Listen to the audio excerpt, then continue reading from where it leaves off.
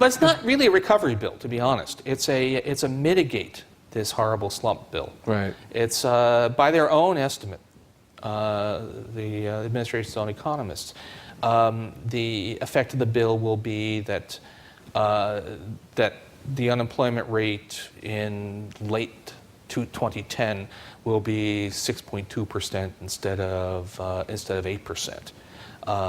That the unemployment will peak at a little over 8 instead of peaking at 9%. By the way, almost surely the forecast was, even though it was made only a few weeks ago, was excessively optimistic. But it's and then it sort of fades out. So if you actually look at it, it reduces the average unemployment rate over the next 3 years. I did this arithmetic by about 1.2 percentage points, which is not much because we're looking at a very high average rate of unemployment over the next 3 years. But it's less bad, significantly less bad than it would otherwise be.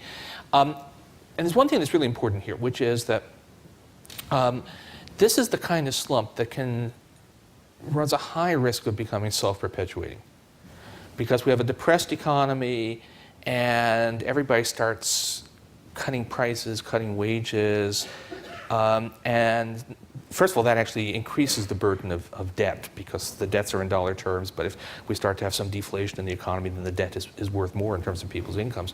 But also creates an expectation that prices and wages are going to continue to fall in the future. And nobody wants to borrow. If by the time you repay the loan, $1 is worth more than it is today. It's a kind of situation where a persistently depressed economy can get you caught in a sort of deflationary trap that's very hard to get out of. That's what happened to Japan in the 90s. The longer this goes on, the worse it is, the higher the risks of that. So it's very important to, even though you may not be able to generate a recovery, it's very important to do whatever you can to diminish the size and the duration of this slump that's coming. And that's what the stimulus needs to do. And it's not as if, people sometimes talk about this as, well, if this doesn't work, we'll do some more, or if this, let's not do it, let's wait and see what happens, because the clock is ticking. Every month that goes by without an effective response increases the possibility that this could turn into a slump that lasts for many years.